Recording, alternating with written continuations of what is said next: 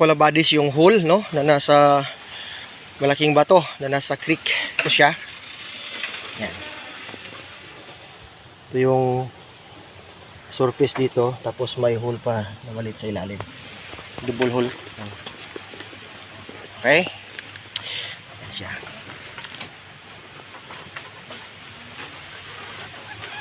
Ang maganda nito, reference ito.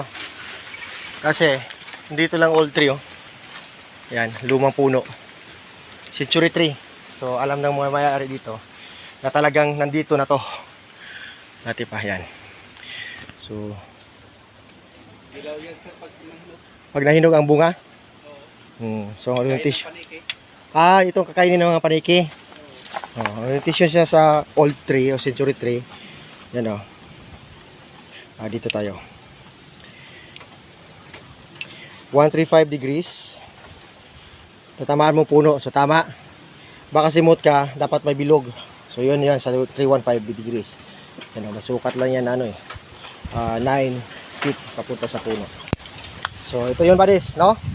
So malaking posibilidad na naunahan na tayo dito. Kasi may hindi na maaaan ng silsil, oh, yan. Yan.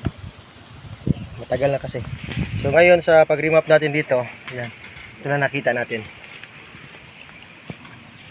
Kinis yan. So mga quick deposit insights. Okay.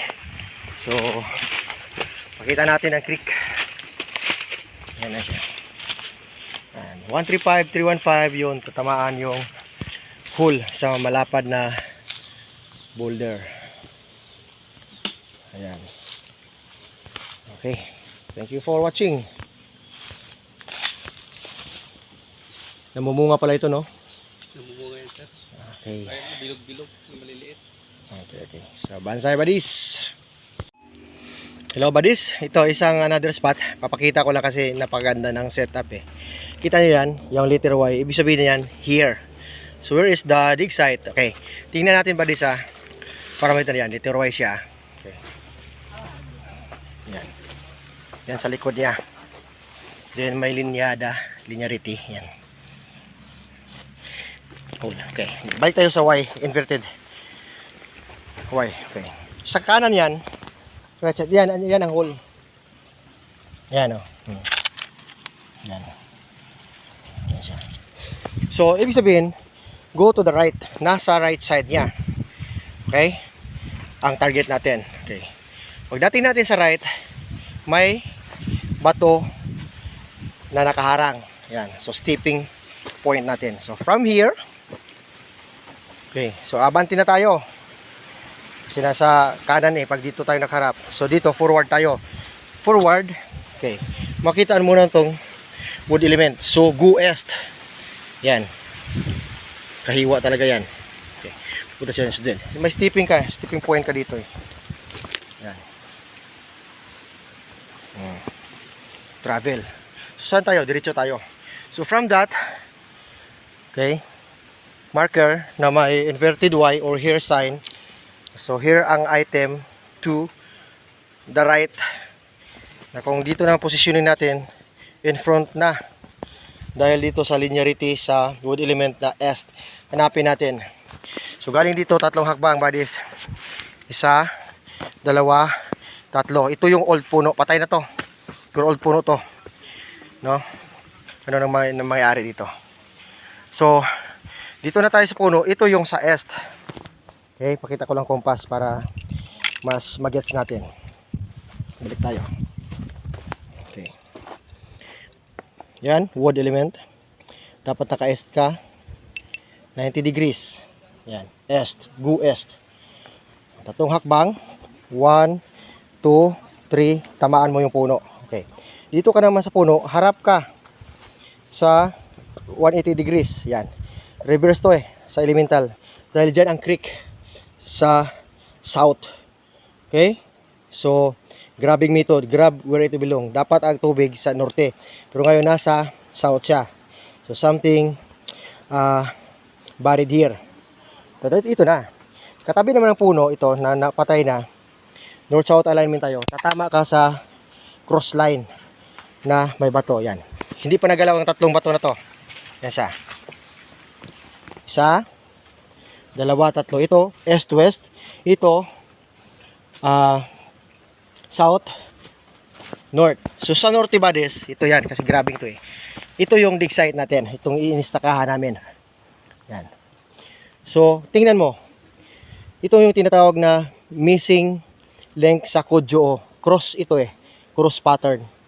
So ganun ka, north south, east to west, cross intersection. Pero wala sa gitna ang item dito siya sa norte missing. So pag hukayin to, automatic ang primary marker halos ganyan din na bato na makuha dito, okay, sa trenching. Nasa tabi lang siya ng old puno na napapatay na. Okay, cross type, yan. Okay, so diretso naman tayo sa unahan. Yan, may bato dyan na hiniwa. Okay,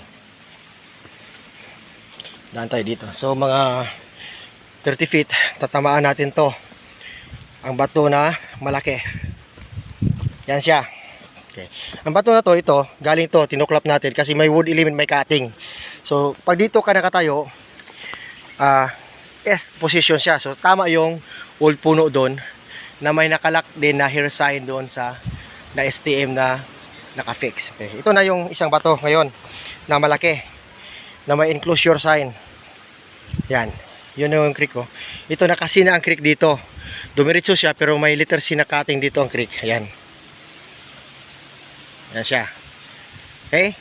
So, ang mangyari ngayon, ito naman buddies, ang malaking bato na may target sa ilalim. Tawag natin ito, under the big rock. Yan. Yan o. Okay? So, linearity here. May ukit dito. Moko. Yan. Yan. Sa taas, dun yung dalawang hole. So, natuklaw, tinuklap. Pero sabi ng mayari, talagang ganyan na siya. Okay. So, under this, big rock. So, yan, nakapadar yan. May hole dun, oh. Facing here, yan. Okay. Yan siya. So, dito tatama. Dito tatama sa malaking bato na ito. Ito lang siya. Okay. So dito naman, sa harap niya, yan, one dot. Diba ito? Yan. Kapaligid eh. Yan. Sa may south side, yan, may hole din. Okay? So, ito yung big rock. Basag-basag na yun. So, under this, enclosure. Tapos kasi yung kamao. Yan. Grabing type. So, na-check na natin ang ionization, may item dyan sa ilalim. Tignan natin ang view dito. So thank you for watching buddies. Then hopefully nakatulong ito sa mga insights natin sa about our hobby sa field na treasure hunting. Bye!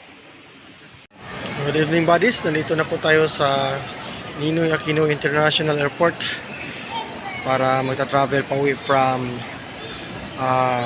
Cavite. No? Tapos sinatid tayo ng tropa natin dito sa airport. So from airport going to Davao. So doon tayo diretso sa Davao Airport.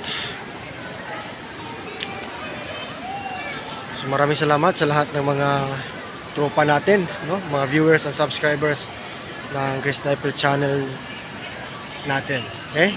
So hopefully na-enjoy nyo ang mga vlog natin buddies. Then patuloy lang tayo sa ating mga exploration. At syempre ingat palagi.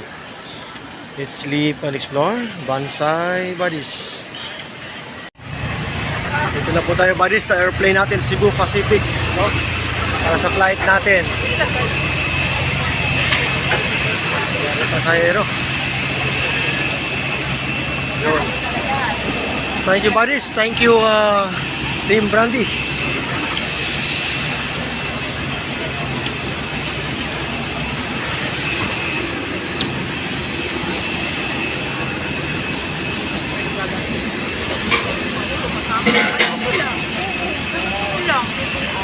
Bye buddies.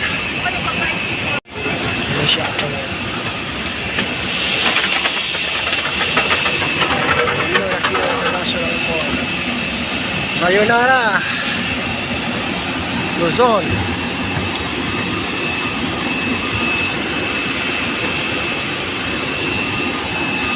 Pacific.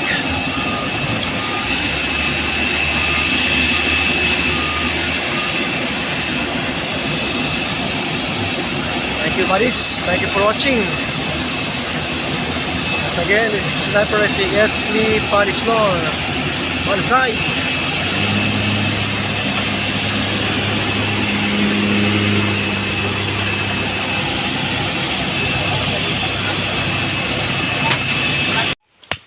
Ito yung stone box marker bodies, naka-fix talaga ito, hindi nagalaw.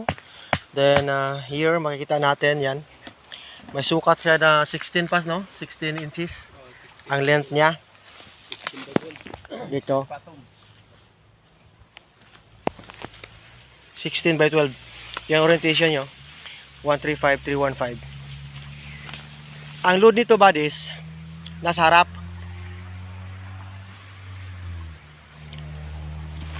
Confirmation, yan. May butas yan.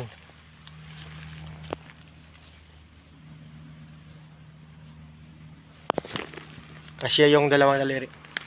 Sa kabila, may animal head marker. Ito siya. Ulo. May mata sa side. Yan.